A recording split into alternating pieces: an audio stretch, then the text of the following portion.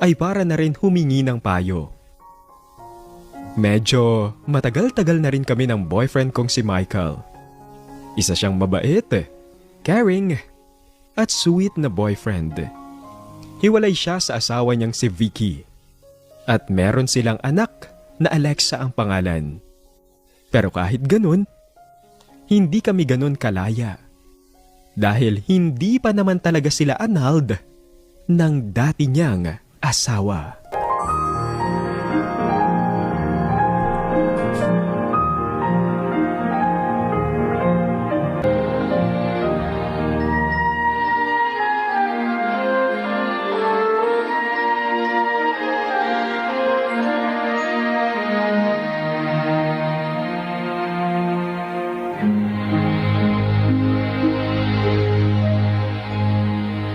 Sobrang na-miss talaga kita.